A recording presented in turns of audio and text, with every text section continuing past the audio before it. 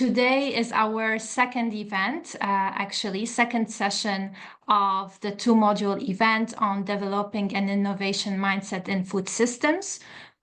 So last week we had a more, let's say, theoretical session where Ben walked us through different concepts and insights related to neuroscience.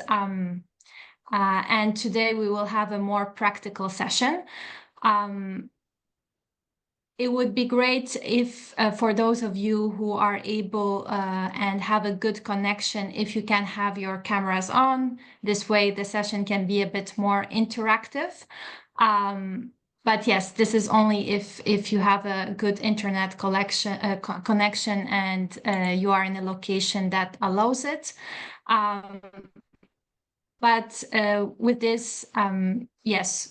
Welcome everyone again, and I'll hand over to Ben to recap what we have been doing last week. Good morning, everyone. Nice to see some faces again from last week, and welcome people who were not here last week. As Alex said, this week it's going to be a little bit more practical than last week, but we are also going to, so we're going to be exploring tools and techniques for innovation, but we are also going to, every time, whenever we explore a tool, we're also going to be looking at why it works, not just trying to do the tool as a bit of magic and a bit of excitement, but actually looking at the background behind this. But before we get going with the introduction of the session and what we're going to do, I just want you to look at this picture. Thomas Edison, right, inventor of the light bulb and gramophone, and I think he has something like over 1,000 patents to his name, and he was actually kind of like the inventor of research and development. And he was big mates with Henry Ford from the motor cars, and this is a statue of him at the Edison and Ford Winter Estate. And just as Ford was industrializing, or inventing the production line, so Edison was doing the same with research and development. And it's no accident that they are actually doing this together and they shared a winter estate. Now, if you look at this statue of Edison, who's the ultimate kind of scientist, innovator. He says innovation is 1% inspiration and 99% perspiration. So don't expect any fun today, all right? It's all about hard work, 99% perspiration, all right? So you can, feel free to get off the call right now if you want. But look at that statue of Edison.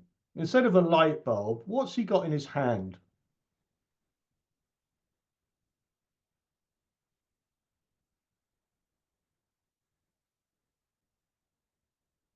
Any guesses? You don't need to put your hand up, just shout it out. Well, he's obviously got a walking stick. He was an old man. But okay, everybody's shy to get it wrong. All right. Not a good start for innovation. There's lots of mistakes involved, unfortunately, right? But if you look here, he's got a ball, a silver ball in his hand. Does anybody know why? Seems strange, huh? You'd think he'd have a light bulb or something on his head, but he's got a silver ball in his hand.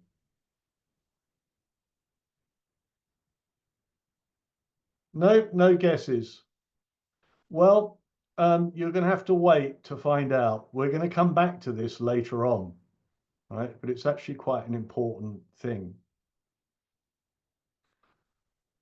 So before we will come back to this, as I say, at the end, But before moving on with just going through a little bit the session, I would just like to hand over to Alexandra, who's going to ask you a question on Menti.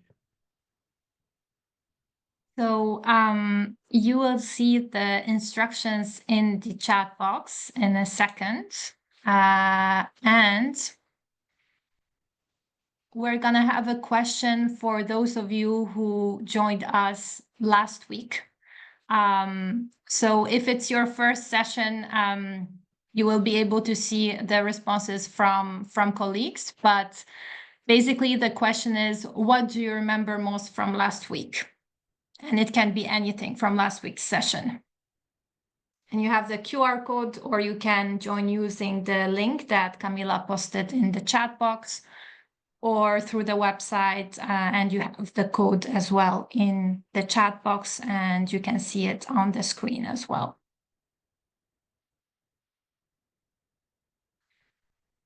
Also, in case someone is joining for the first time but has seen the recording from last week's session, that would also apply, of course.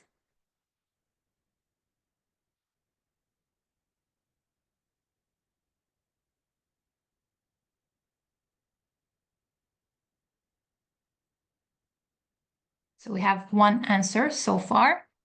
The brain is constantly trying to reduce or avoid uncertainty.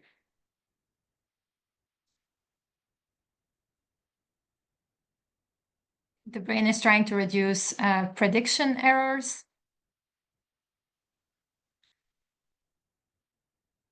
Yes, the same principles apply for innovation at the organizational and personal levels. We need to shift our perspectives. Nothing, we have nothing, fair enough. The brain is the organ of destiny.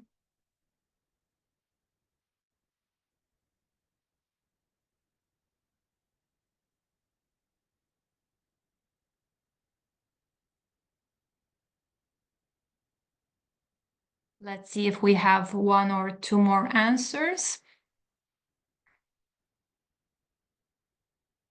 Also, if someone is having issues with Menti, because sometimes that happens, you can also type your response in the chat box.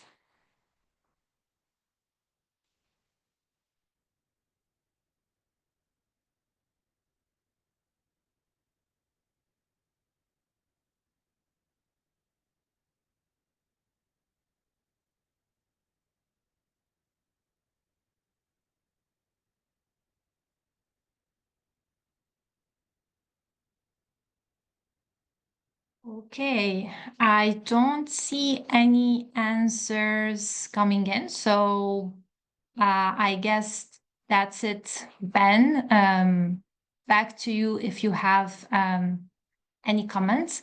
And one thing that I forgot to mention in the beginning, so similarly to last week, if you have, any questions throughout the session, please feel free to use either the chat box or to basically unmute yourself and ask the question to Ben.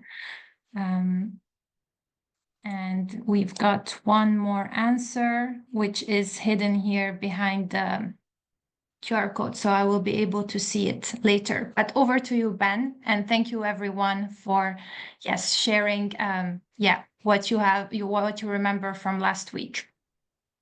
Well, also please leave the answers up there. Well, I mean, this is basically great. I mean, this is everything we talked about. Brain is the organ of destiny. It's all about prediction errors and uncertainty, and trying to reduce uncertainty. And whether it's organizational, whether it's technical, or it's personal, whether you're trying to work on I don't know, food waste or stress management, you're essentially going to be using the same principles. It's the same brain. Before we get into the tools and techniques, and I'm just going to give you a little recap of what we talked about last week, and just briefly, it's this. We talked about, again, that we're not talking so much just about specific tools and techniques, but we're also looking at innovation as a way of thinking, right? A way of being. It's not just the tools and techniques such as design thinking or Bono's 6 thinking hats, which are really great, but that's not what we're talking about here. And as was said, this is key for people who are new to this. This is the absolute central point here, that we work on the basis of models, and there's data coming in from the outside world, and the where all the action happens is when there's a mismatch between our predicted model and the experience coming in from the outside world. And brains are trying to minimize this uncertainty or surprise in this gap. And it's a little bit of a paradox that we're trying to minimize this gap, but this is where the learning occurs and the opportunities for change, because otherwise we're just reinforcing our models. And remember, there's 2 ways to reduce or minimize this uncertainty. There's updating your model to fit the world, or updating the world to fit your model. And again, this might not make much sense to people who weren't here last week, but this was essentially the same thing. And importantly, we always think of perception and action as separate things, right? I mean, that's how we're brought up. You perceive something, you think about it, and then you act. But what this model is saying is actually these are 2 sides of the same coin. Perception, learning, and action, they're kind of the same thing in the sense that they're all being driven by the need to reduce uncertainty and surprise. And of course, innovation requires both the ideas and the action. So you can already see the link. This was a key thing which we're going to be coming back to again and again and again today. The basic paradigm, exploitative, the explorative. Do we stick with what we know and we use that, or are we trying to explore? Right? That's the basic thing. And we're going to be talking about this mainly today, the explorative, how to get into this, how to get into this frame of mind. It's not to say this isn't important, this is critical, but we're all very good at what we already know, right? And so there's no point in having a workshop about what we already know. It's about what we don't know. One last point here. Remember, we're trying to talk about the brain is trying to reduce uncertainty, but do you remember doing this exercise about walking the plank? All right. This is really, really, really important because it's all about the state, right? Do you see uncertainty in terms of excitement, anticipation, curiosity, possibilities, openness to the world? Or is uncertainty a fear, worry, threat, something which closes? Right? This is really important, and this is going to depend on your state. It's not just about the world, it's about how you are. And how you are is going to fundamentally change how you see the world, and how you see the world is going to fundamentally determine the innovation options available to you. Okay, so this is just the premise of what we were talking about last week.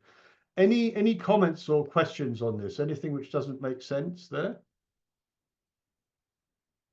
Okay, so remember we're talking about state here mainly, and we're going to try to get into essentially most of the tools and techniques are talking about how we get into a state where explorative becomes something exciting, anticipation, curiosity, right? That's where we're going, right?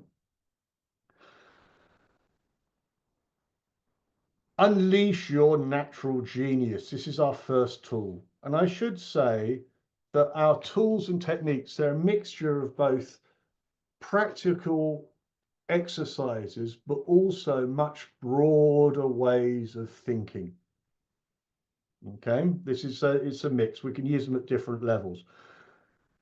This is a kind of a central underlying point with innovation.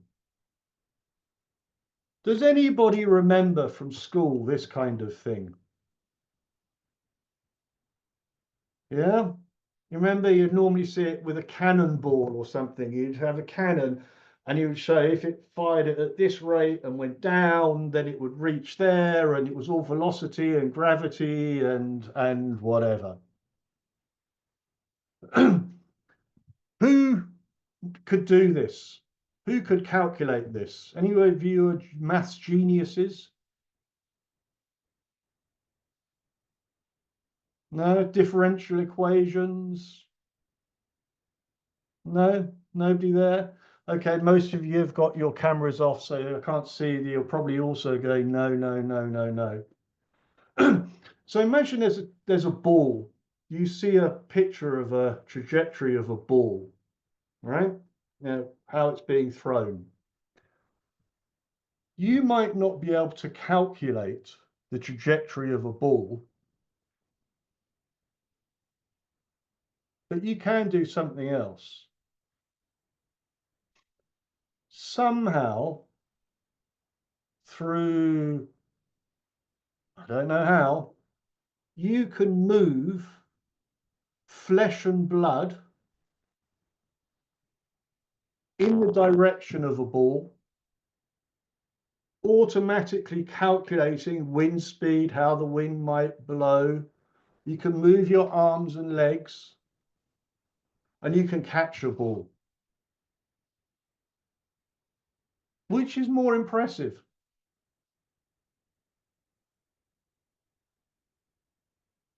I mean, think about that. Which is more impressive, that you can calculate trajectory, or you can actually move flesh and blood and calculate in real time and make adjustments and catch a ball? It's not even close, huh? You know, we're so caught up with, oh, isn't it brilliant? What a genius this person is. They can calculate these equations and whatever. But we can do much, much, much, much, much more than that.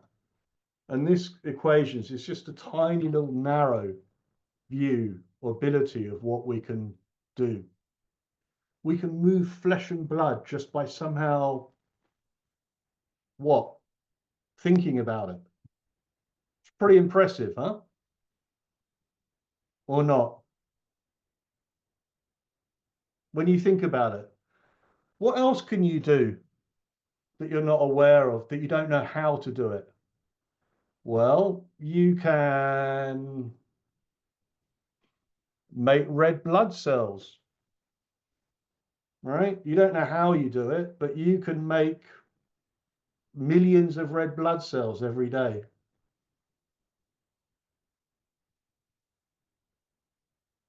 I see Pablo just picked up a glass, right? Do this. You don't know how you moved your arm, do you? No. Camilla, you can heal. That's pretty amazing, huh? You can actually like your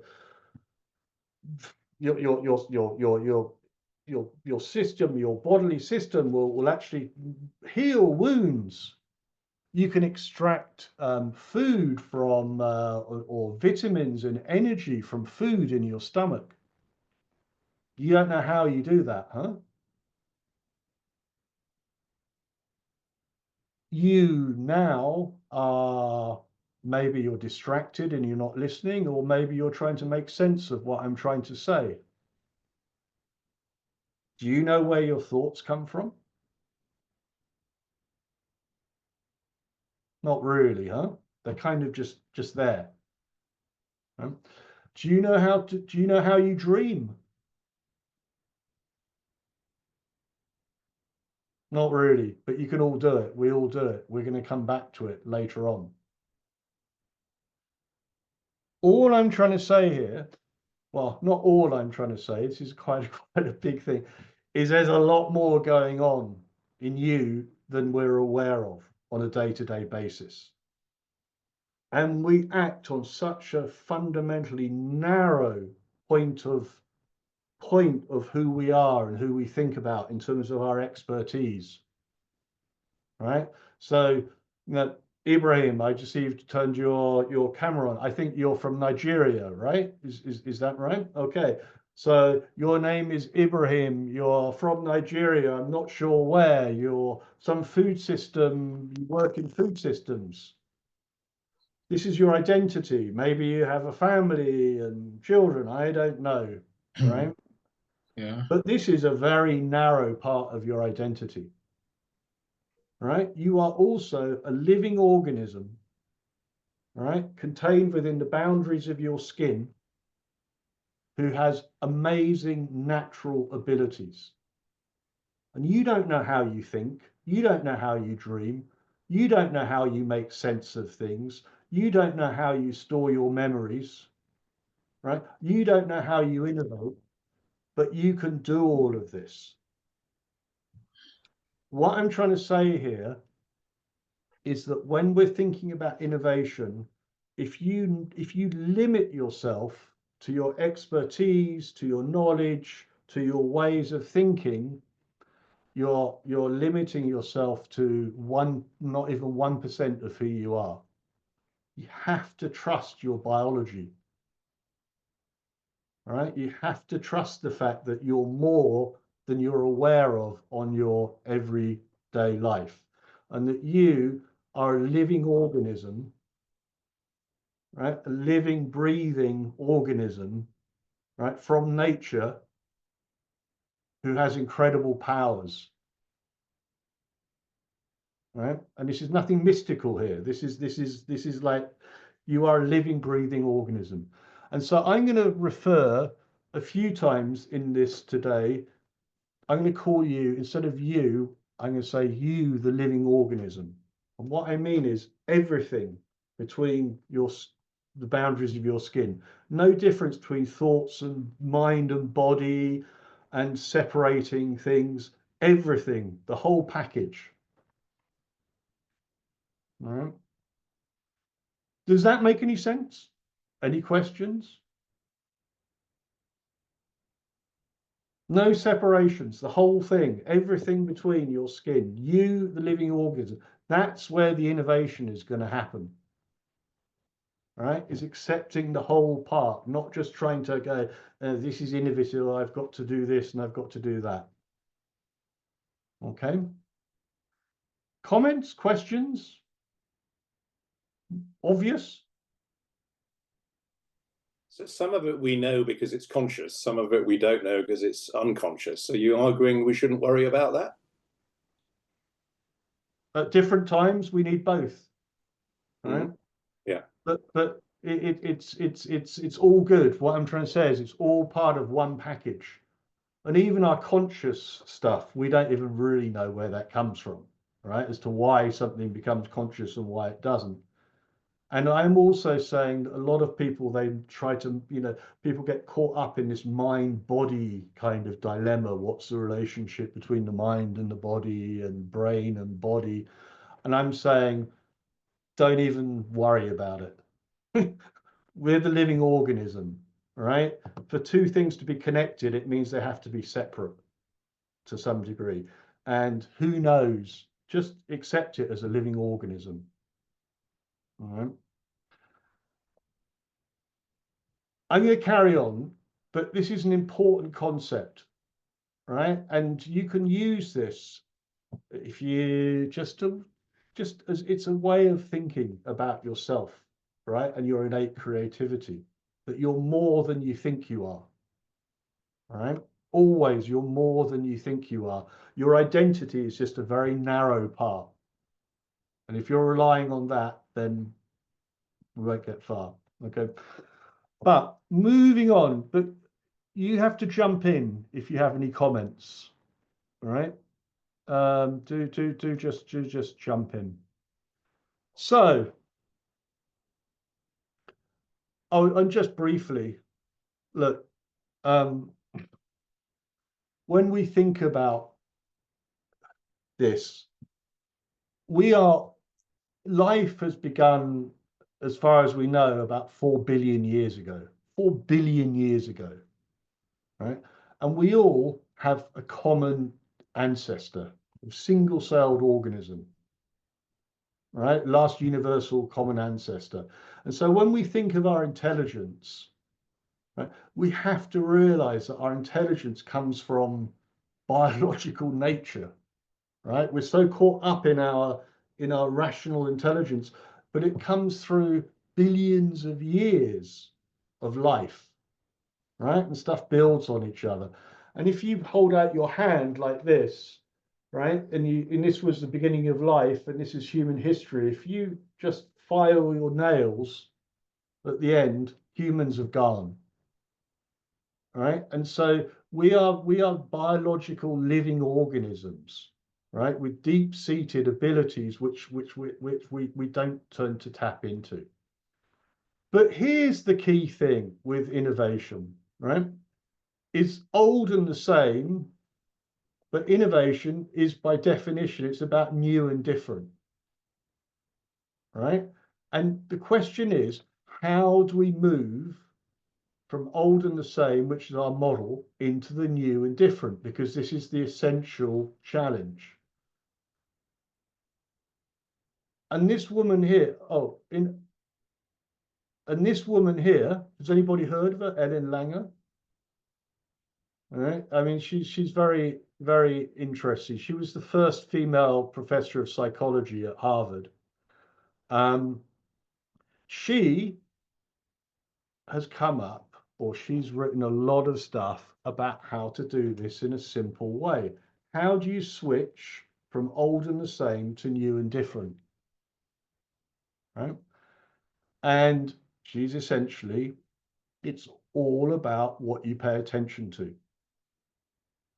And she's written a lot about mindfulness, but not in a religious or spiritual way, but in a very concrete way.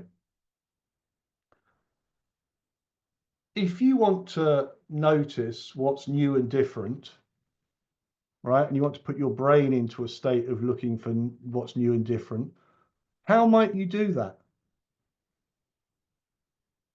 Right, we can't always be going on exotic holidays or reading new books or having new food and new experiences which get us out of our comfort zone. How can we be in that look for stuff which is new and different all the time?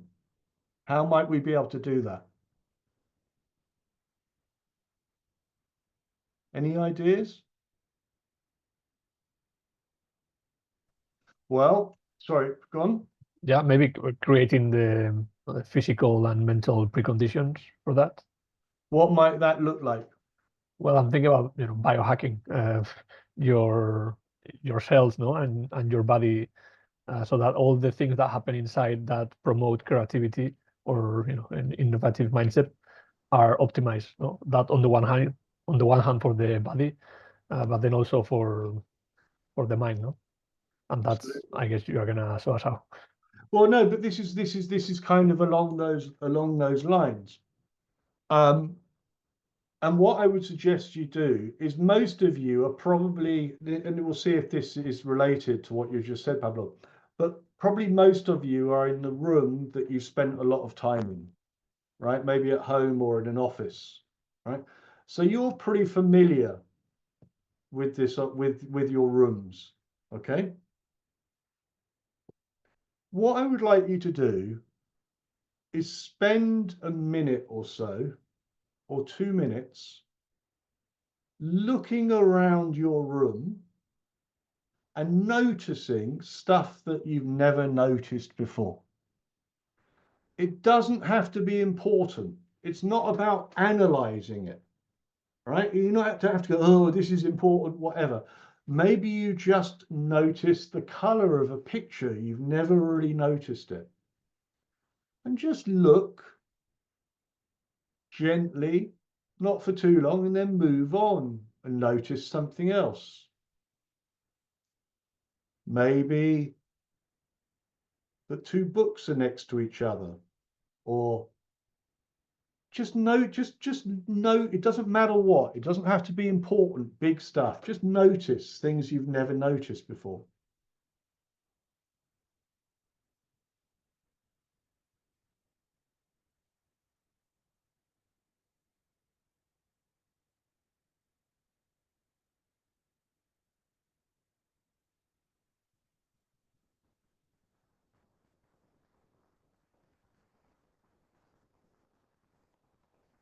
Look at your hand. Look at the back of your hand. You've probably seen this thousands of times, tens of thousands of times. Just notice some things you've never noticed before.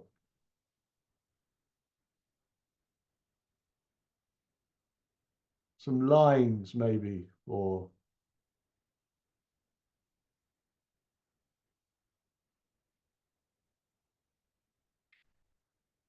there's literally, did anybody not notice anything that they hadn't noticed before? Did anybody not see anything?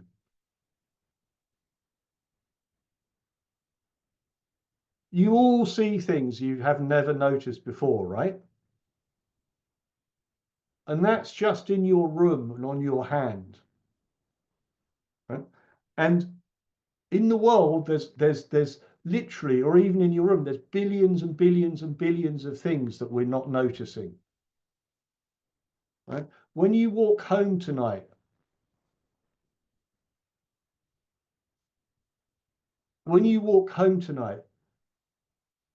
there's, or you go out, you probably walked to your place like hundreds, thousands of times. There's always billions and billions of things for you to notice, which you've never noticed. And the point is not what you're noticing. It doesn't matter what you're noticing. It's the act of noticing, right?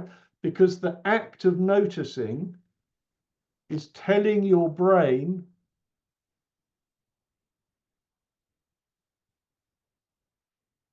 it's not business as usual, right? The world is surprising. There's things I don't know about the world, all right? Because if you think of it, normally we go around on autopilot and we're just doing this and whatever, and we're not noticing things. That means there's no prediction error, because our brain is like, yeah, my model of the world is correct. I'm not creating any surprises. But by putting your brain in a state of looking for what's new and different, you're telling your brain, right? Look for prediction errors. It's not business as usual, right? So you're getting your brain into a state. And most of you probably found this is a quite relaxed thing, looking for what's new and different. It's not exhausting, it's relaxing, right? And so that was what we're doing here. It's very simple. But if does any of you maybe you have a relationship at work or in your families, you have the same conversation each time, and it just seems to be a repeat of the same conversation. With your kids or whatever. It's like, you're like, okay, we seem to have had the same conversation 100 times, and it always has the same response, right? The same thing, right? Yeah. Or at work, maybe with colleagues. The problem is that both of the brains are on autopilot. You're not looking for what's new. You're just replaying the same thing. All right? And you can use this technique just before going into a conversation that you're having the same conversation every time. Spend 2 or 3 minutes looking for things that are new and different. They don't have to be related to the conversation. And then when you go into that conversation, you are bringing a brain state with you, which is saying, hey, let's look for what's new in the world rather than what's the same. Right? It's about creating a brain state. And when you have that conversation, you will find that you're looking for what's different about this conversation rather than just repeating the same conversation. Because conversations are always different. Does that make any sense? It's such an easy thing to do. Yeah, Alexander, so the question is, so it's about creating a brain state, not influencing the conversation. Absolutely. Absolutely. This is the absolutely key thing. Here we're talking about creating a brain state of openness and looking for what's new in the world, right? Doesn't matter what, it's just if you get your brain into, okay, this is new, this is different, this is not what I'm used to, then you will automatically find the conversation goes in different directions, right? It will happen naturally. Any comments? You like that? You don't? Make sense? Doesn't?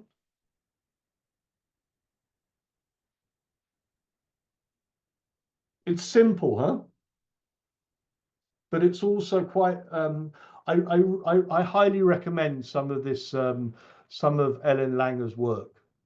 Right? She's really. I don't agree with all of it, but she's saying, approach the world as if you know nothing and everything is new. Ben, can you repeat the name, please? Ellen Langer. I will put her. It's here. And she's done some remarkable stuff. It's about expectations as well. About how powerful our expectations are in terms of shaping how we see the world.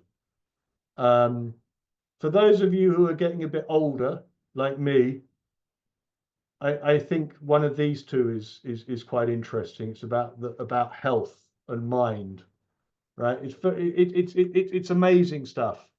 They're both good. And this was her thing from 50 years ago, before, or maybe not 50 years ago, but a long time before meditation and stuff became in the West. She was writing about this in terms of actually it's all about new and different, right? And it's as simple because everybody was saying, yeah, great, let's be in the moment, let's be present. But what does that mean? How do we do this, right?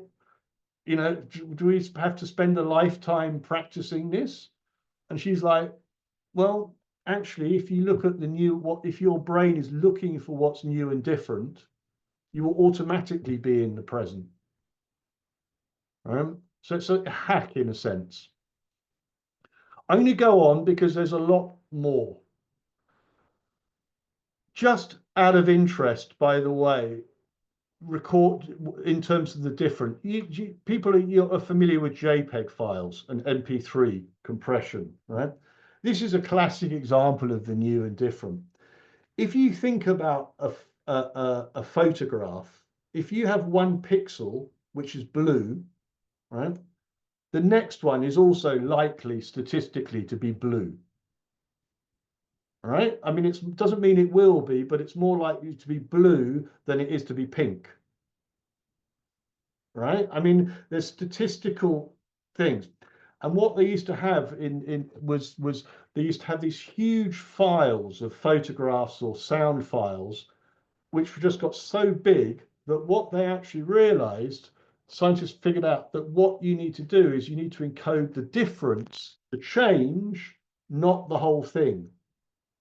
In other words, so let's say one pixel was blue, what they realized was assume the next one's blue and the next one's blue and the next one's blue until you tell us otherwise. So what they did was that a lot of compression of data is actually, it compresses the difference, not the file. right? It compresses the changes. And that's kind of how the brain works, right? We notice the changes, not the same. So this focusing on what we don't know is important. So you can use this looking for what's new and different.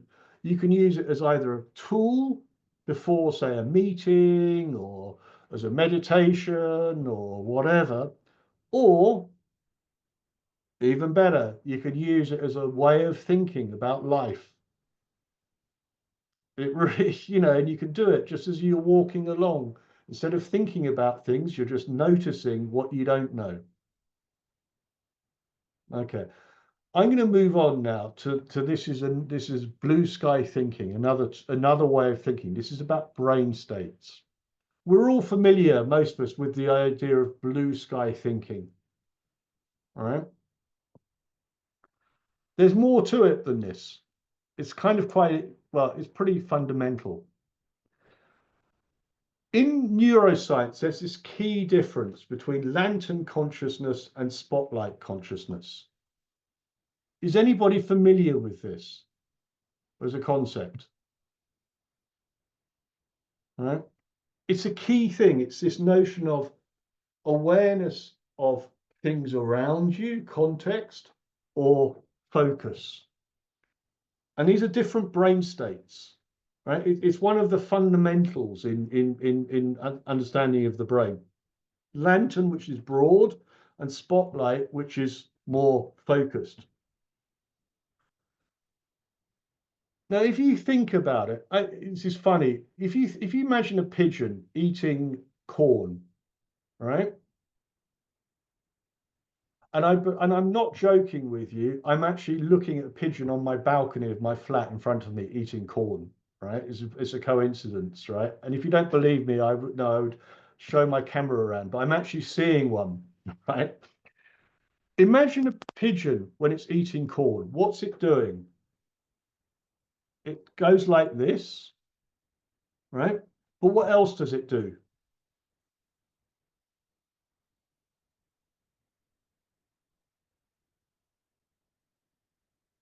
It stops and looks up, because it has to be aware of both the action, right? The detail, but it also needs to be aware of its environment. Yeah? And you watch a pigeon, it will do it. It'll go like that, and it will stop, and it will start looking around.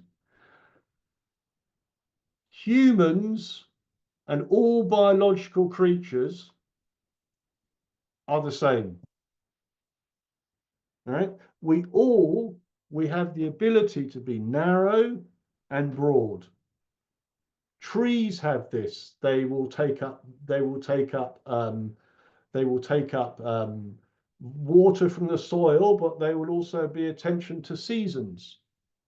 Right? It's a fundamental fact of life that you need to be able to act in a very micro way, but also be aware of the surroundings. Right? And many of you have heard of this, you're aware of the idea of the left brain and the right brain, that the left brain is analytical and the right brain is more creative, right? Are you familiar with this? Right? There's this pop science. It's not exactly true, right? As with most of this stuff. This person, Ian McGilchrist, he's written so much on this. What it actually is that the left side of your brain is more task oriented, right? And focused.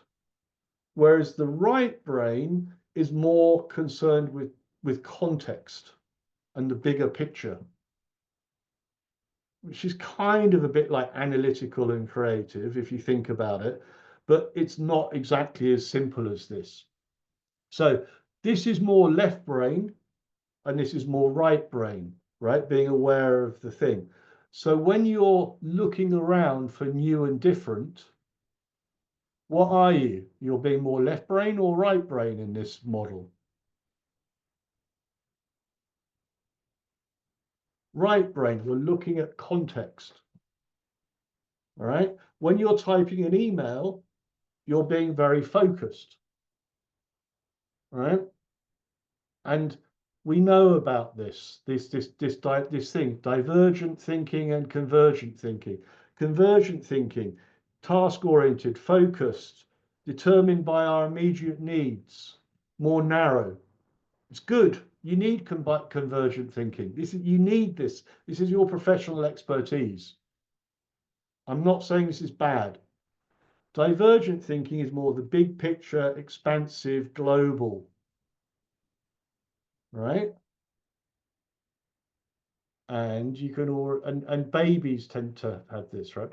And as you can see, that this is more about exploitative, and this is explorative. Yeah. Right. So we're going to be, how do we get into this kind of state? We've already looked at one exercise, which is looking for the new and different. When you think about yourself as a living organism, you also start getting into this state, right? You start becoming more broader. But here's another technique, and one which I particularly like. If you think about it again, we like to think of ourselves as intellectual humans who are different to nature. But we kind of work on the same principles. And your eyes in humans are massively important. Massively important, your eyes, right, for humans, not for all creatures. And if you think about it, the narrow exploitative is what? How will your eyes be? They're focused. All right. The more explorative, relaxed way of being is your eyes are relaxed. Right? They're more aware of their surrounding. And if you're aware of your surrounding, you will be in a much more creative state. Right? It really can be that simple. So what's that got to do with blue sky thinking? Do any of you have a window near you? Do you have a window? What I would like you to do is look out of the window at the sky, even if it's grey, even if it's not blue. Stare at the sky, stare at the distance.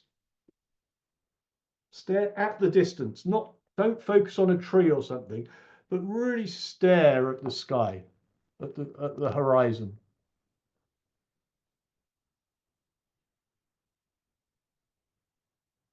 And just notice how your eyes get more relaxed.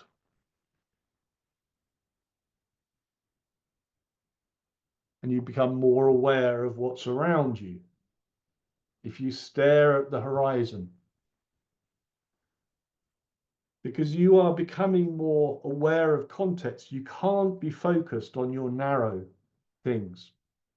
So look at the sky and try to worry about something. Really look at the sky and try to worry about something. Don't actually do it. Look at the sky, stare at the sky, and try to get worried about stuff and get stressed.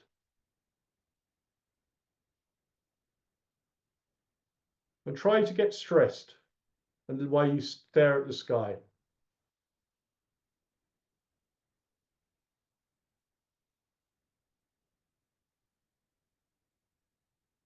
You can't do it, right? It's because it's taking you out into a different brain state.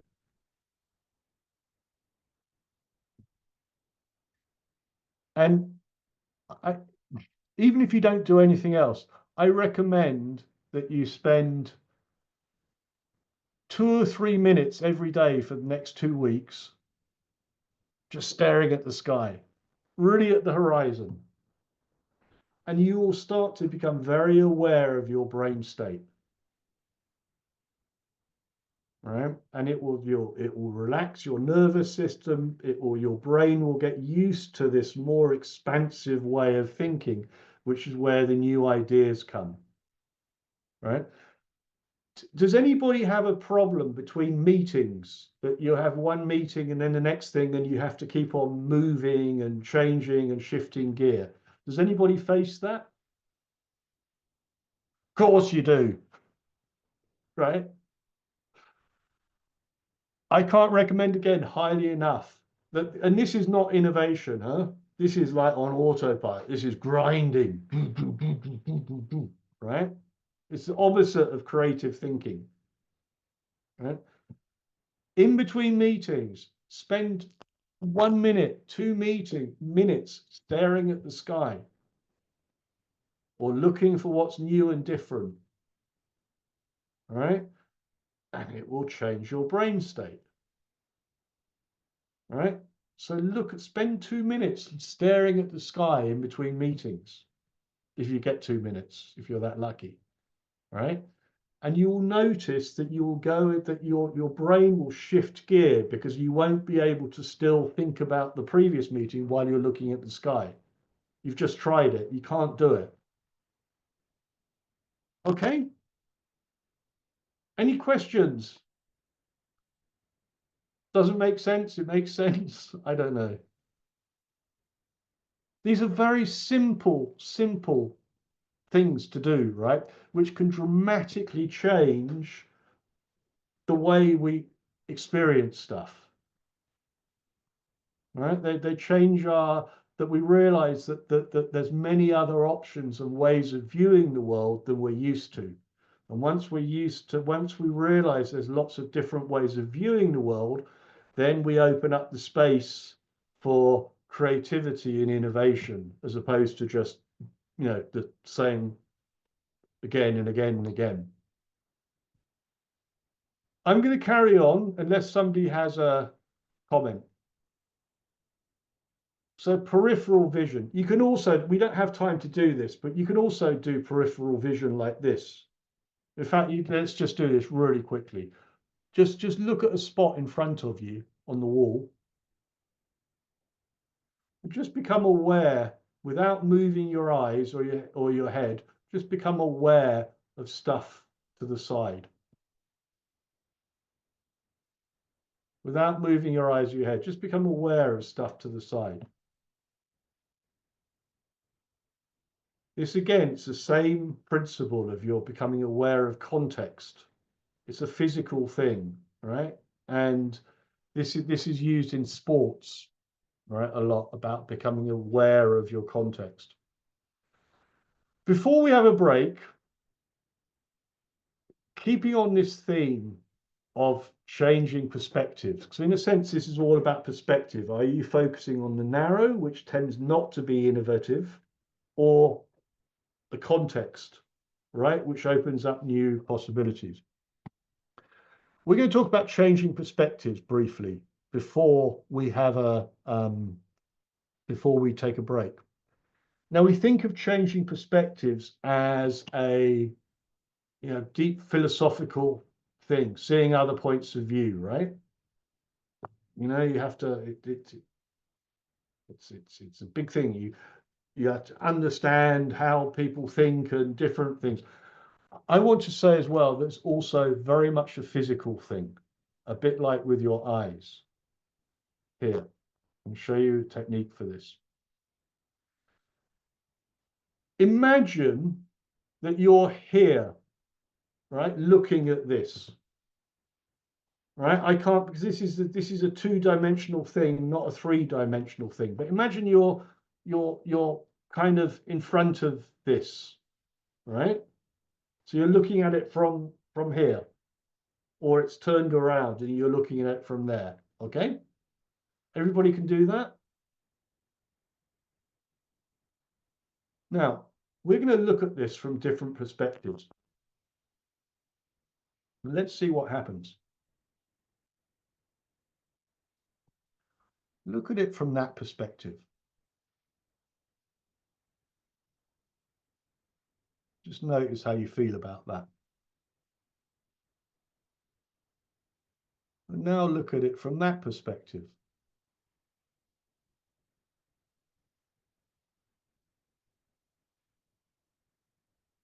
Now from this perspective.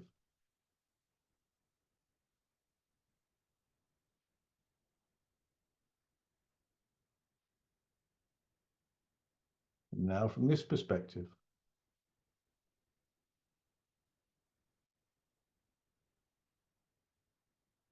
Now from this perspective.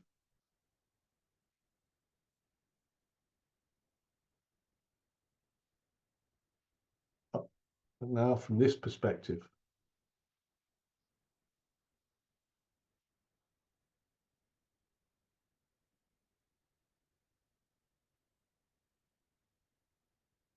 And now from this perspective. In this perspective.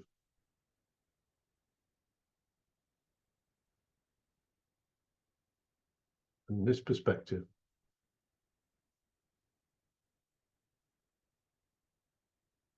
Now from that perspective.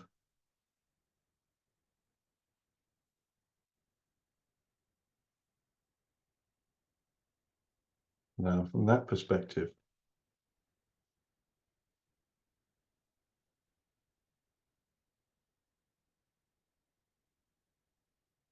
From that perspective. Oh, and from this perspective, up here.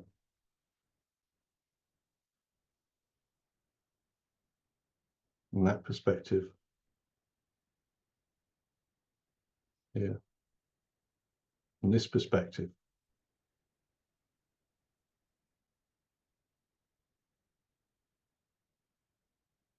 What happens when you do that?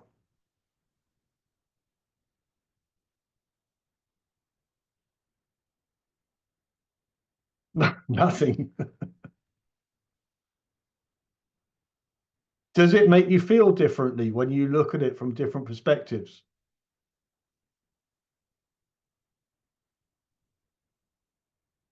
Huh? You actually you kind of feel differently, huh?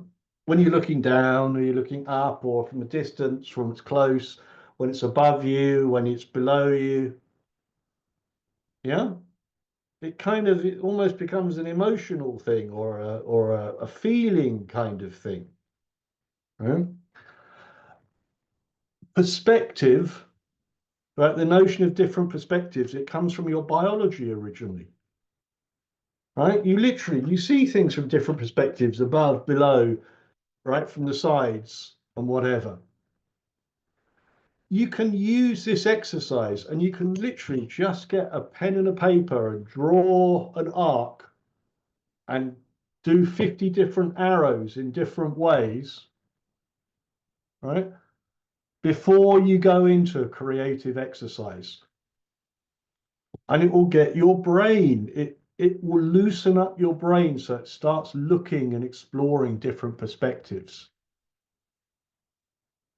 Right? And you don't even need to think about the issue beforehand, because like with the looking at the sky or looking for what's new and different, all you're trying to do is you're trying to get yourself into a brain state where you're exploring different perspectives. And once you've done this exercise, you will find that you're much more open to different perspectives. It's weird, huh? But it can literally be that physical, that biological. Okay, I see total silence here, or I hear total silence here, and looking people like whatever, but that's okay. We're going to take a break now, okay, for 5 minutes. So if there's any questions, please just say now. Yeah. Okay. If there's any questions, just ask. Otherwise, I see you back here in 5 minutes, 8 minutes past. Okay. Hello, Kwabana.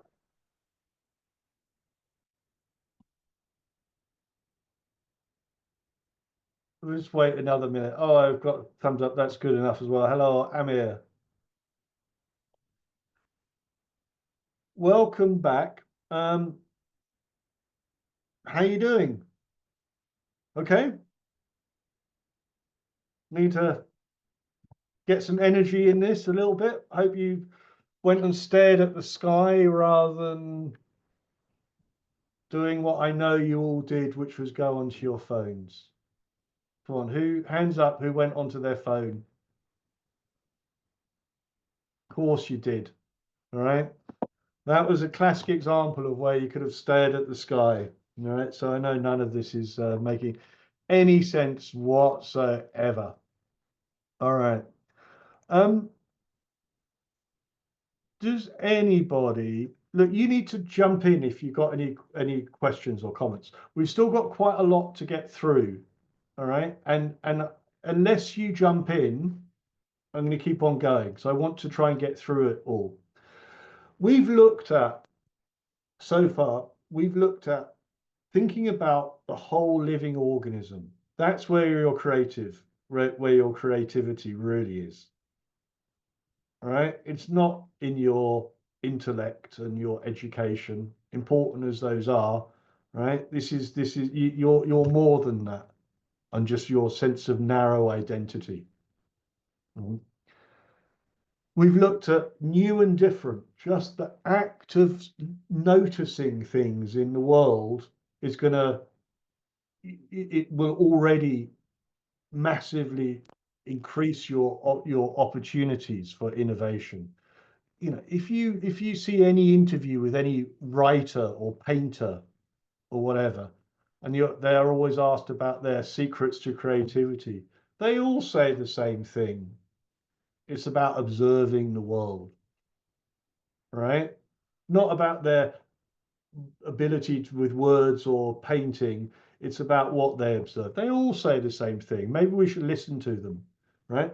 And it's literally, it's not what you observe, which is so important. It's the act of observing, right? The brain state that it puts you in.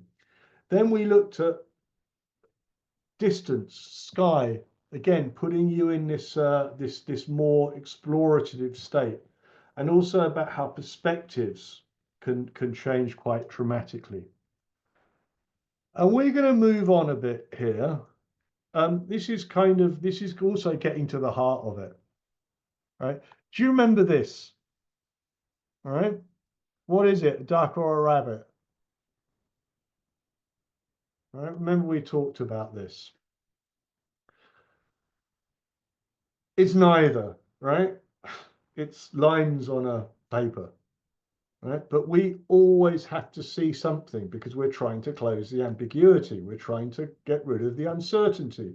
But remember, I'm sorry I repeat this again and again and again, but the interesting stuff that happens in what we don't know, not what we do know. And so this goes into resistance to premature closure, right? This is a concept, but also a tool.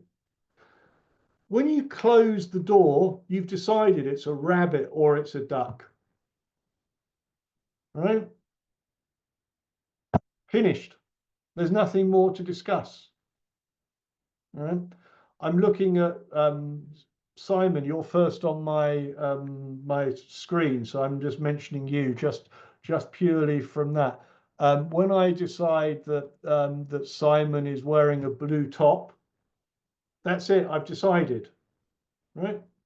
There's nothing more interesting about that, right? I've closed the thing. I've decided it's a duck or a rabbit. Whereas when you're not closing things and you're leaving them open, you open up possibilities, right? Which are not necessarily there. And you might think, okay, this sounds like some kind of like new age hippie kind of whatever. Okay, fair enough, but bear with me. Rainbow. How many colors in a rainbow?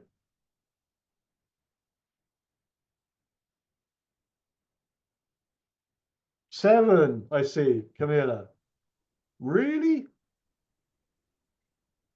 Are you sure? An infinite number, but usually drawn as 7. Well, that's interesting, yeah. Of course, there are no colors in the rainbow. It's white, right? It's white light, which it's a spectrum, right? It's continuous. There's white contains all colors, right? Or we perceive the colors. The light doesn't have the colors, right? We perceive the colors and we draw the boundaries, right? In some in some countries, it's sort of like that they well, I won't use that example. A different example. There are seven colors in a rainbow, according, at least in Western cultures. There used to be 5. It was Newton who introduced 7. Right, when he did his experiments with fractal light or whatever. He introduced 7 because 7 was a religiously significant number. Right? In many religions, 7 is a kind of a number. It's cultural that we see 7, and it's about our rods and cones. Right? There aren't 7 things in a rainbow. So even physical things like that, right? We're saying there's 7. We've closed off possibilities. Right? We've made it's cultural. Here, another thing is birds have more, they see more colors than us. Right? So even the physical things, so birds would see much more differential colors than humans. Dogs see less. Right? And so even the things that we think we're seeing physically, it's us who are seeing it. Right? And as soon as we're deciding it's this or it's that, we're getting rid of possibilities, right? Even at a physical level. And you might go, yeah, Ben, that's very whatever. Well, how's that practical, right? Well, it's because the way our memories and our models work, right? Remember our models. Computer disks, they will store an image of a tree in a certain place on its disk, all right? A JPEG file, right? Right? It's got a specific location. Brains do not work like that. So whenever you hear this notion of the brain is like a computer, no, not sort of, but not really, right? Brains work in a distributed connections. So you've got a tree. In a Christian culture, you see a tree and you might think of Christmas, right? Or I live in Germany, woods, tree, Little Red Riding Hood. Right? If you're in Guatemala, you might think of parrots when you see a tree, or you might see green and think of money or snakes, or treehouse as a kid and nostalgia. Whenever we see anything, right? Even if we think we just see the tree, we never just see this tree. The way our brains are worked is that even physical things, they have emotions, goals, associations, meanings, beliefs, narratives attached to them. All right? And so when you are saying this is this, not that, you're also you're stopping all of these things. And of course, this is where the innovation happens, right? Right? This is where the real different stuff happens. And so when you're looking for new or different, or you're looking at the sky, it's not just a physical thing. You're invoking or you're bringing in new patterns to things. So it's important not to if you want to look for innovation, it's important to, again, look for what you don't know about a tree, right? Or life, not what you do know. Because you'll find the ideas in what you don't know, not what you do know. This is our model, right? Our models are associative. They're not just sort of like pictures, right? They can generate new meanings. And that's where the interesting stuff happens. Now, just related to this, but remember our brains are always trying to close off uncertainty. Right? Remember, this is the key thing. This is why people who do soap operas, right? You know, soap operas, you know, the TV series. This is why at the end of a series, they always you know, at the end of one episode, it's a cliffhanger, right? It's an unfinished story because the brain, it needs to resolve it. That's why people do crosswords or puzzles or read detective books. It's because we need to solve the mystery, right? It's deep within us to solve the mystery, to come up with the understanding.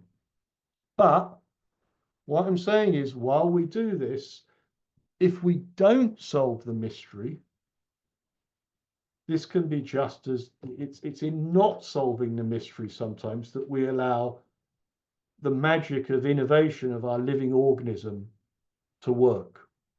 And you're probably going at this stage, what's he talking about? Maybe, but I'm going to try and make this concrete here, right? In Berlin, where I am, about 100 years ago, there was a woman called Bluma Zeichenig. She was a psychology professor at the university in Berlin, which was, you know, quite a big thing for a woman back in those days. Every weekend, they used to go to a beer garden with the colleagues, right? Beer gardens are big things in Germany, right? For those of you who don't know.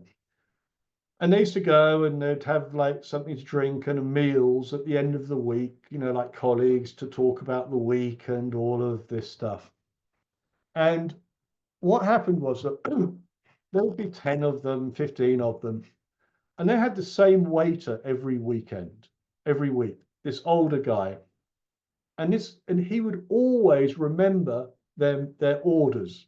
So somebody would order a steak with this kind of salad without the dressing and without the onions or whatever, you know. And he would always get it perfect for everybody.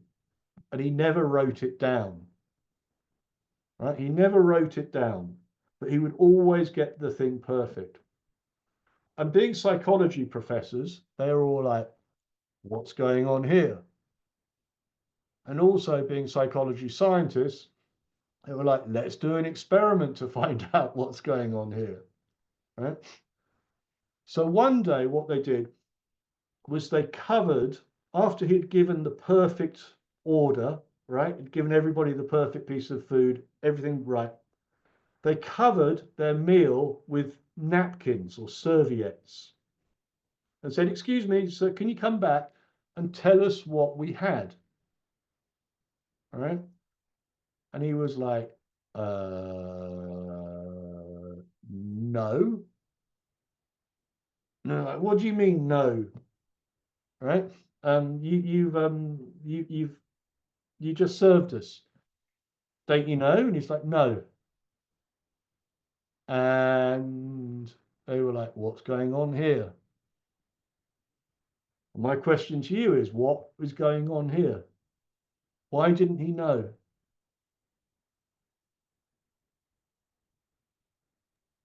He didn't need to. Huh? He didn't need to know anymore. He didn't need to know. He'd closed the loop.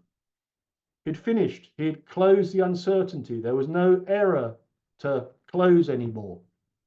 Right? The loop was open. Right? He needed to get all of the stuff. Once he's delivered the food, finished. There's no gap anymore. There's no prediction error anymore. There's no, you know, it's done. It's like at school.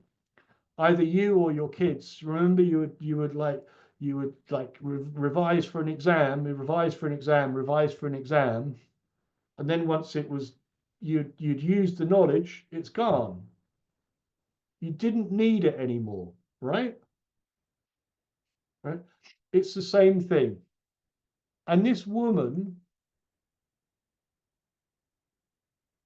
Bluma Zeichenig, she spent 50 years studying this, right? It's the same thing. Our minds quickly forget unfinished tasks, but they are programmed to continually interrupt us, remind us of unfinished tasks. In other words, they're still working on things which are not finished. So you know this thing where you maybe you're at a party or a meeting and you meet somebody and then you forget their name, right? Do any of you have reached that age? Yeah, I have. You forget their name, and you can't remember their name. And you're like, what is it? Who was it? Who was it? That guy. And then 3 days later, you're doing the shopping. I don't know, driving along in the car, thinking about something completely different, looking at the sky, and it's like, Rodrigo, that was who it was. Remember that? This is what's happening. Your brain is still working on it because it is not finished. Right? You've got the loop is still open. You haven't remembered the name. And so your brain is working on it at some level because it needs to resolve this thing. And so you think about it with this living organism idea that you're more to this, there's much more going on than we're aware of. And so a key thing here, if you think about it, is when the loop is open, you're not closing. Remember we talked about premature. Remember we talked about this here. This was the context.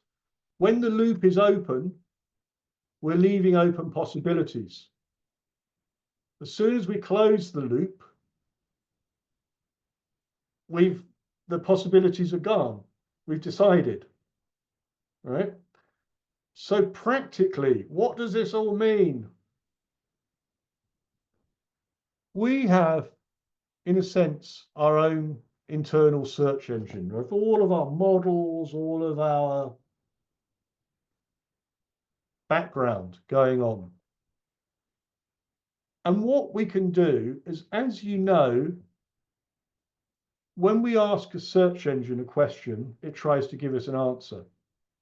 But what I'm suggesting here is, for innovation purposes, don't try to answer the question when it's an important thing. We're always told you've got to come up with the answer. You need to come up with the answer. You need to be practical. You need to do whatever. Sorry, some things don't have simple answers. Some things you might be asking for yourself for 20 or 30 years without coming up with the answer. Right? That's okay. Right? We're not, if you're only task oriented, you're not always, you're not open to other possibilities. So what I'm saying here is, you, the living organism, ask questions. Don't make statements. What can I do to be more innovative? You don't try. I'm going to ask you some questions here. Right? I'm going to ask you some questions. And I want you to do something which is not natural. I want you to try not to answer them. Right? If you find yourself answering them, you've closed off possibilities. Right? Try to just let the questions sink. Right? And trust your brain to work on them. Right? Your brain will work on it if you ask the questions. So I'm going to ask you some questions now, and try not to answer them. If you find yourself answering them, then you're missing the point. What can you, the living organism, do to have a fantastic day today?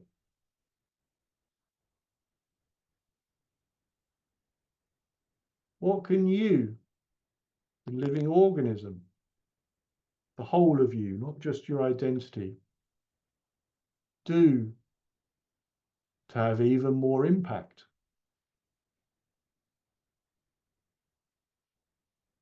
What can you do to live your values even more?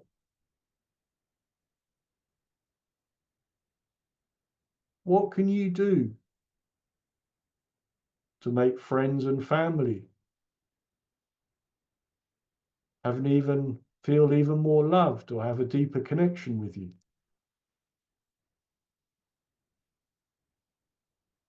What can you do to notice more about the world?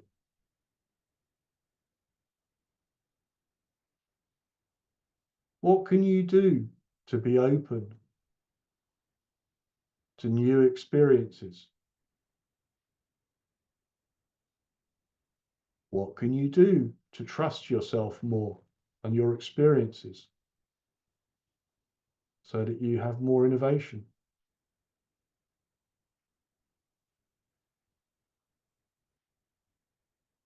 Okay. Did any of you succeed in not answering those questions? It's difficult, huh? But I'm sure you can feel this. Once you ask these questions, you feel like that, oh yeah, there's all these possibilities. Sometimes just let the questions hang, because being practical is really important. I'm not trying to say don't be practical, but sometimes it can be the enemy of innovation.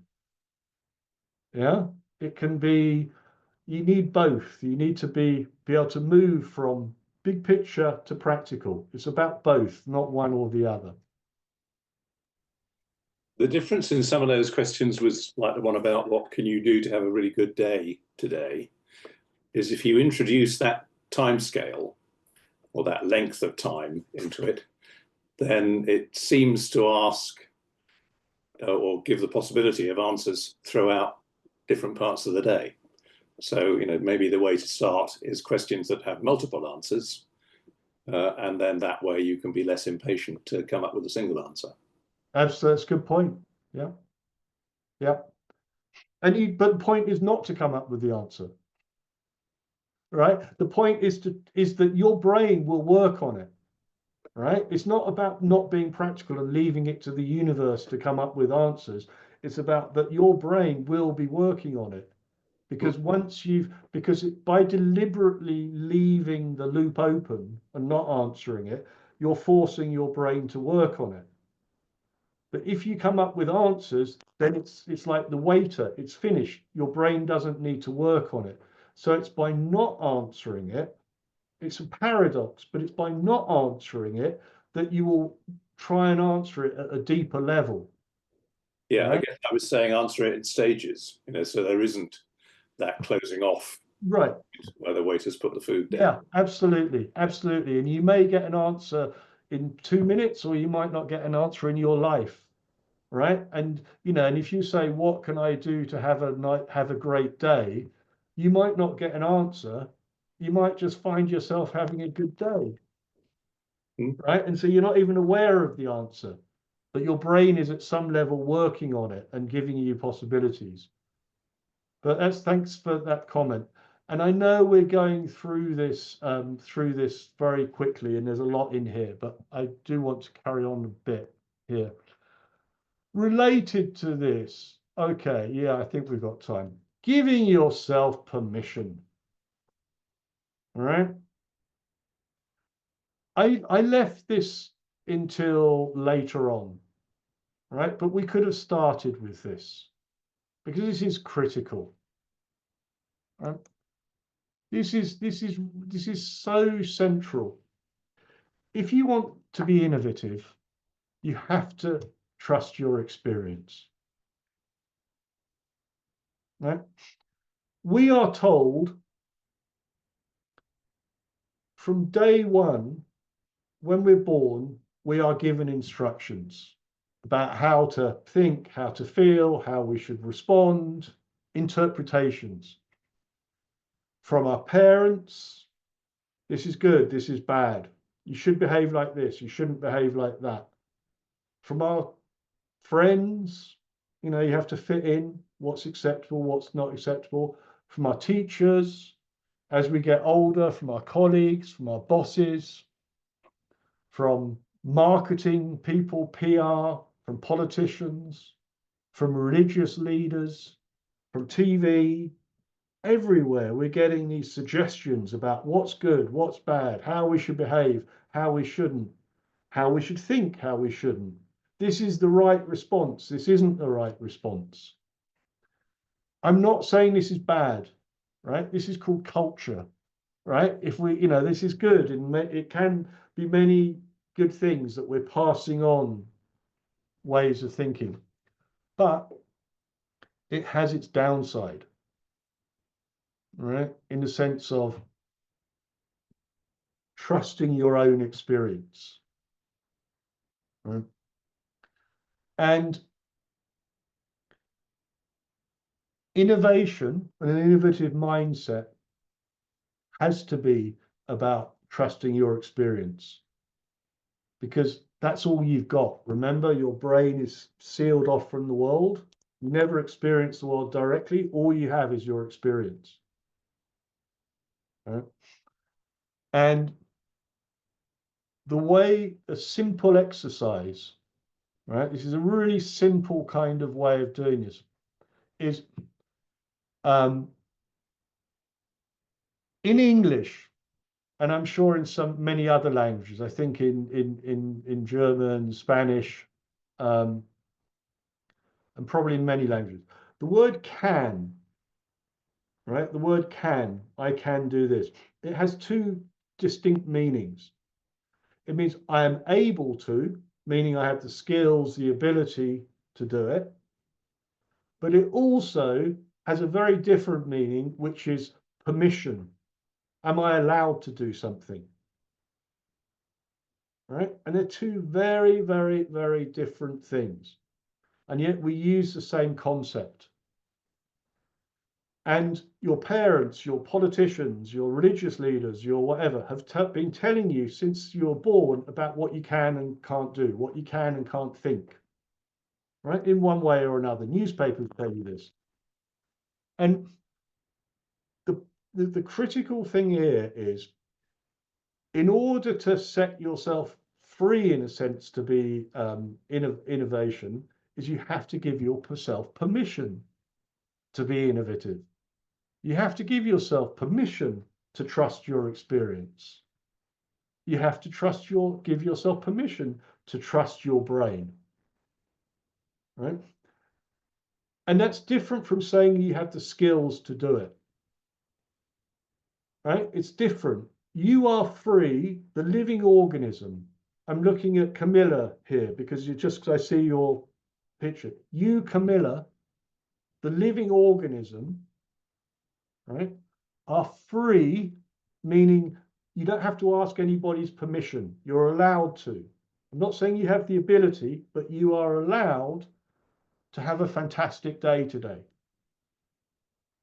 You are free. There's nobody stopping you. You don't need to ask anybody's permission.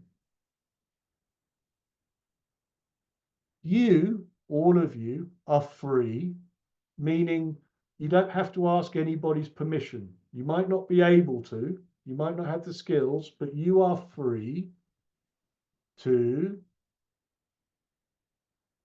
enjoy every minute of your working life. Right? In terms of even those times when you find it frustrating with emails or whatever, you don't have to ask anybody's permission for your response. You are free to enjoy writing reports.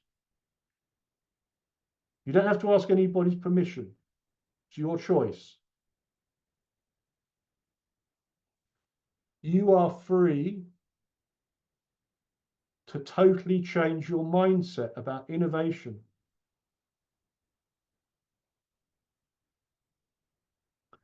You are free to have a profound insight right now and understand something about yourself.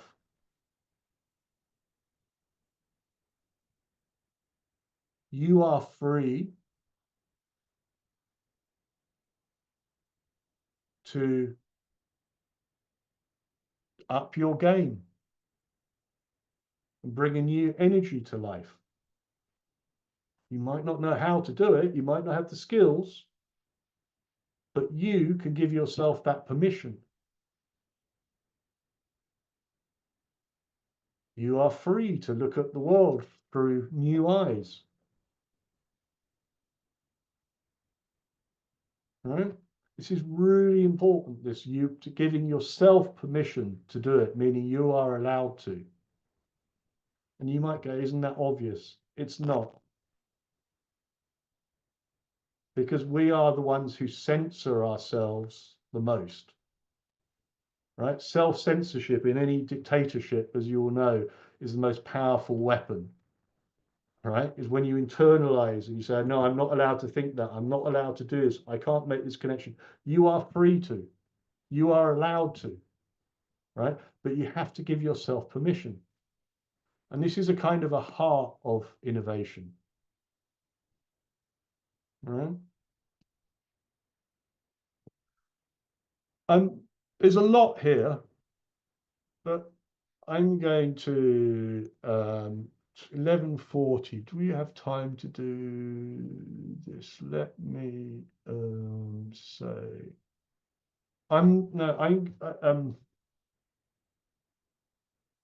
Sorry, I'm just trying to make her think about time. There was another exercise I'd have liked to have done. 45. No, I'm not. I'm going to miss out an important exercise where on this you would have using your imagination, but we don't have time to do it. We would have gone into an exercise where I'll tell you what you're going to miss here, where you would have met a 24/7 advisor, anybody in the universe who would have given you advice on how to solve a problem or a challenge. And you can do it just through your imagination, right? But we don't have time to do it because I think it's going to take, if I need to look at the time, 11:40. No, we don't have time to do it.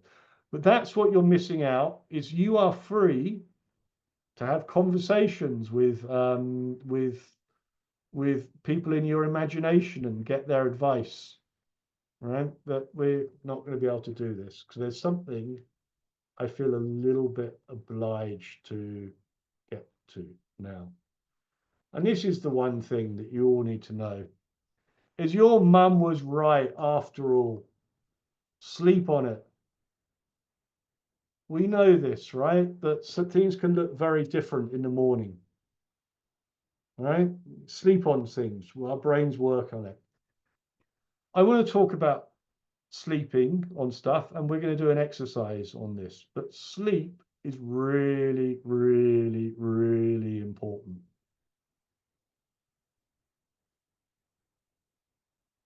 We spend about a third of our lives asleep. Think about that, a third of our lives. Right? Japanese women have the highest life expectancy of humans, right? That means she's going to spend nearly 29 years asleep. Right? I mean, think about it, 29 years of her life she'll be asleep. We think that we just have a dream, we might not remember it, but actually we spend up to about 2 hours a night dreaming. And we're not talking here, I know dreams used to, in many cultures, dreams have significance in terms of prophecy and telling you about something that's going to happen. There's a lot of dream research, modern dream research, which looks into this, which tells a bit of a different story. And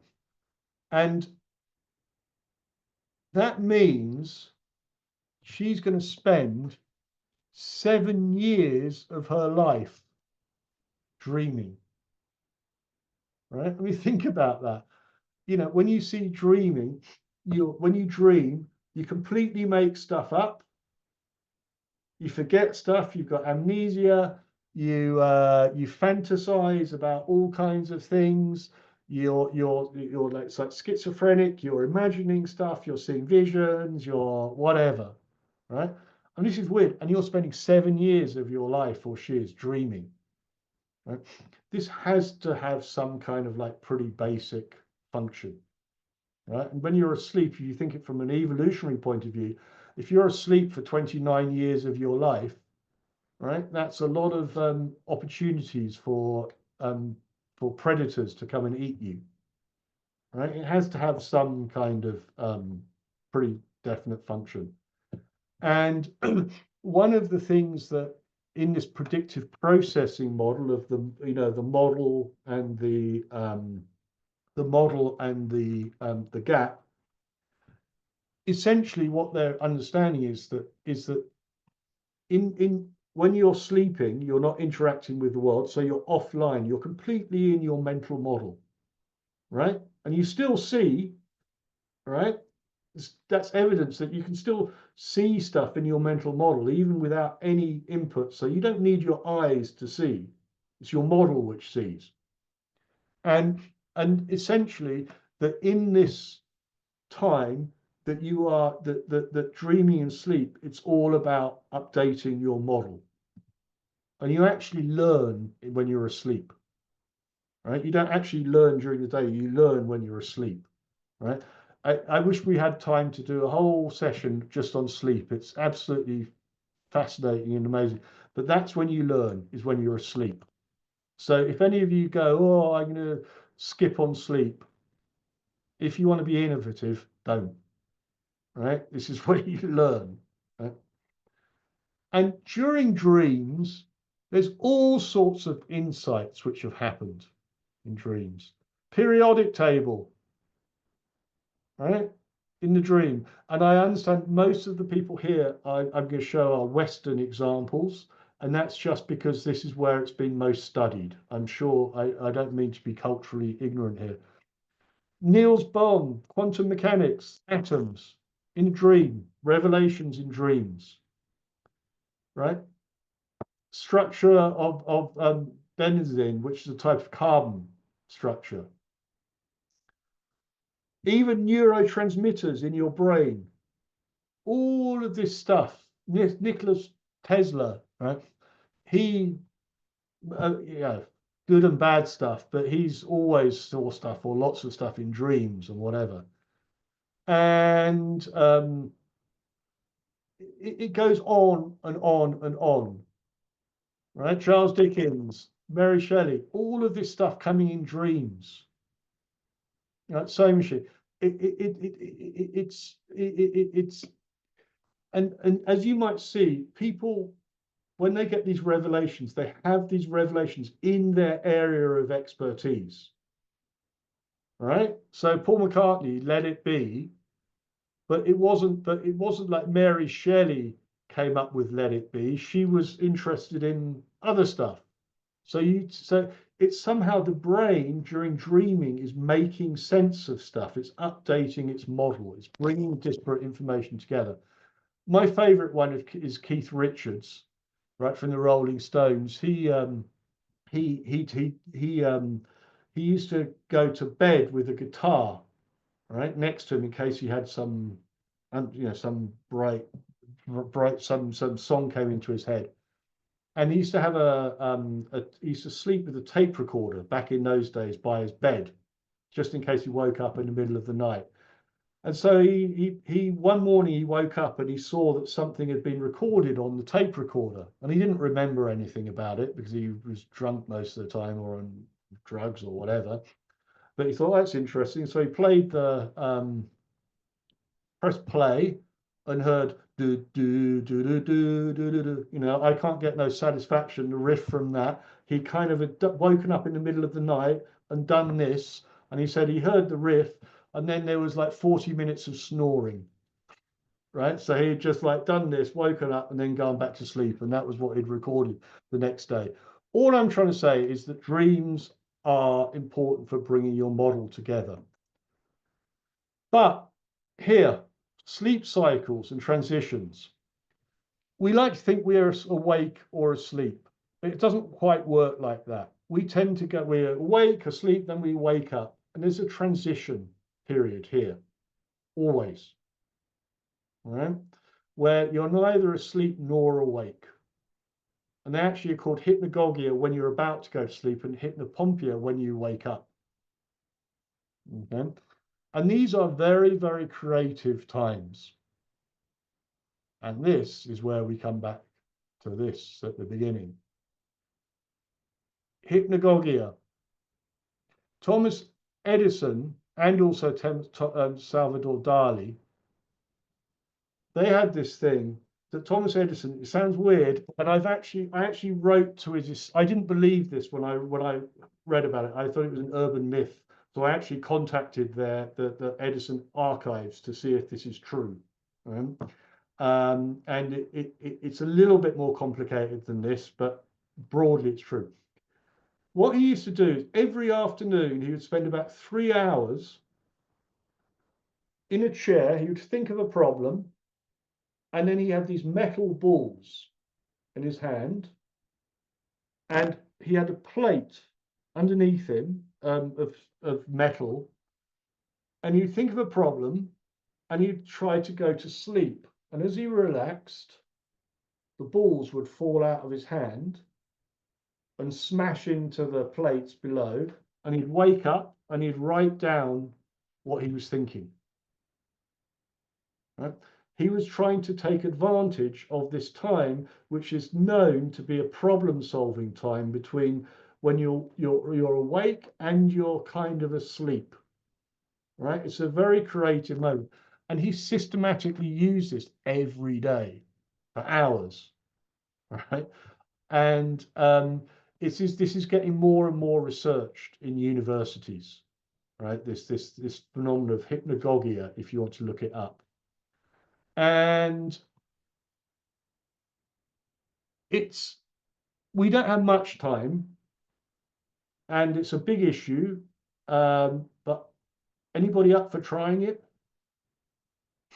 Hey, in about 4 minutes, we're going to rush this a little bit. Get a piece of paper, please.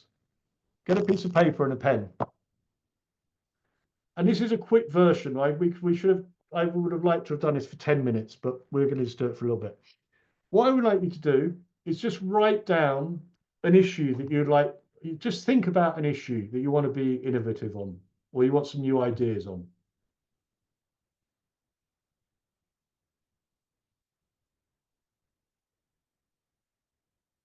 Just quick. And now I'm going to ask you, we're going a bit quicker than I would like, but that's all right, to close your eyes. And you can turn off your cameras if you want, if you feel a bit uncomfortable, somebody looking at you while you've got your eyes closed. And I would like you just to close your eyes and just get relaxed.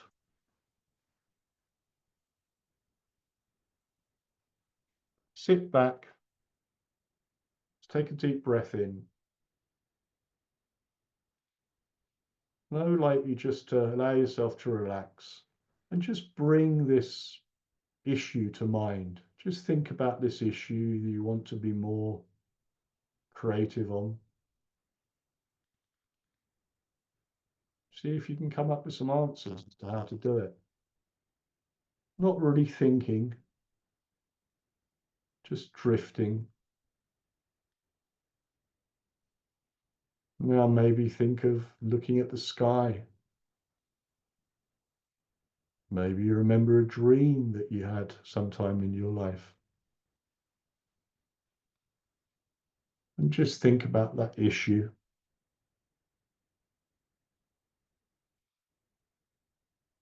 Maybe the people you love. And what you want from life. Just allow yourself to go to sleep. Just relax. You're free to trust yourself. You, the living organism. As you let your mind just expand as you relax even more. You can think about this issue and notice something new and different about it.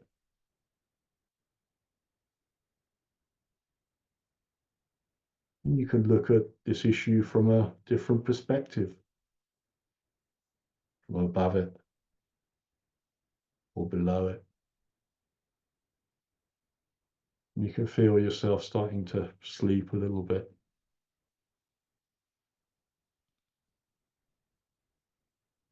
You're free to have new insights or not have new insights. As you remember a dream. And you wonder about all these other things that you can do, but you don't know how you do them. And now I want you to quickly open your eyes now. Just open your eyes and just write down anything about this issue. Just write it down. Just quickly go straight to your pen and paper and just write down any things about this.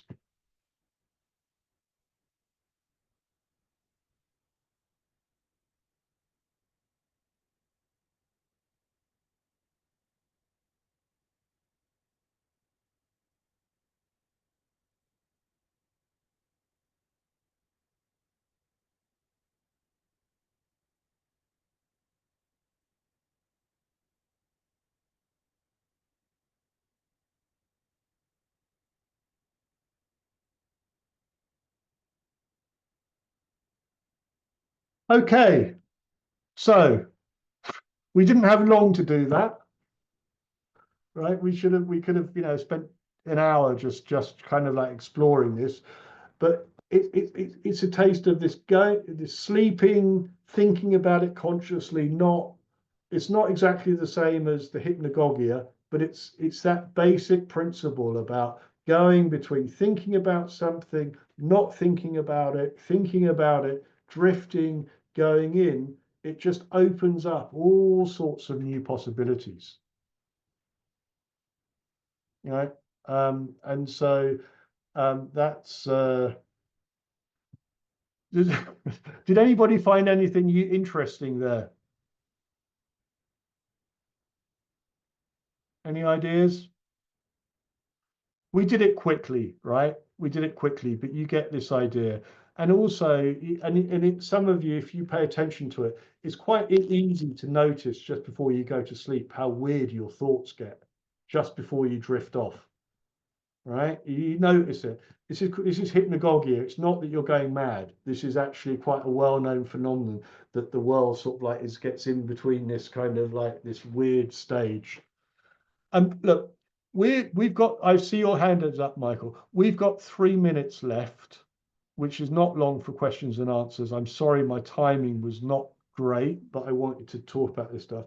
What I propose, if this is okay, Alexandra, is that you do a little brief wrap up now. And if anybody has any questions and is able to spend for 5 minutes more, then we can still discuss for 5 minutes more. But I realize that some people will have meetings now. So Michael, I will come to you if you're able to just hold on a little bit and able to be here. Thank you very much for the session. It was quite Michael, can I ask you just to hold on a minute? Just to wait just 1 second, please. Just to give Alexander the floor, and then I'll come to you. Sorry. Thank you, Ben. So yes, we'll make the wrap up quick. And as Ben mentioned, for those of you who have any, additional reflections, questions, or comments, we can stay a bit longer. So you will have time to ask your questions. Thank you, Ben. Thank you. Just a couple of things to summarize. And also to share something like from my perspective.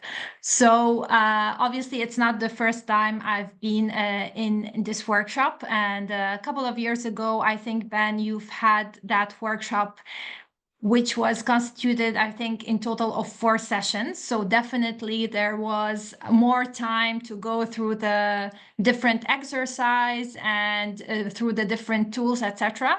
So we're always, in terms of like balancing, the number of sessions we can have with the availability of participants, etc. So definitely, just to say to everyone, this is just an introduction, and indeed it would be great to have like more time to deep dive into things and to recap. But on my side, two things that I wanted to mention is one of the techniques, like the tools related to like looking out of the window at the sky, is something that I've learned 2 years ago with Ben, and I have been using it like since then. I find it really, really helpful. Also considering that we have the back-to-back meetings, etc. So this is a tool I have been using constantly. And another one is in search of new and different. So I've realized after the workshop with Ben that I have been actually using it without being conscious about it. So being like in conversation or somewhere and looking for new things in the room. So I've been doing it before even I was not conscious about it. So those are just two reflections like out of like my personal experience that I wanted to share with you since you're new to the content. Just to also finish, like I would like to thank as well Camila from our team for helping us to organize the event. At the end, when the session will be over, you will find a survey that's gonna pop automatically. So please take a couple of minutes to complete it. We would love to hear your feedback. And we also invite you to join our upcoming events. So stay tuned either by checking our digital platform of the FACS community, or if you are on our mailing list, you will be receiving the information about, upcoming activities and events. So thank you very much. And yes, for those of you who would like to stay a couple of minutes, please do. For those who have to leave, thank you for your time. Have a great rest of your day, afternoon, evening, depending on where you're joining us from. Thanks, Alexandra. And Michael, I'll come to you just 1 second. And do give feedback in the evaluation, because this UNDP needs to know whether this kind of thing is worth investing in or not. And it's only through your reactions that UNDP can know whether this is value for money or not. So if you think it's value for money, tell them. If it's not, tell them that as well. I mean, this is the evaluation is really quite important. We've rushed through stuff, and there's always a challenge. Do we do more in a superficial level or less in detail? There's pros and cons, but we've got a couple of minutes just if anybody has any questions or whatever. And Michael, thank you for holding on. Please, over to you.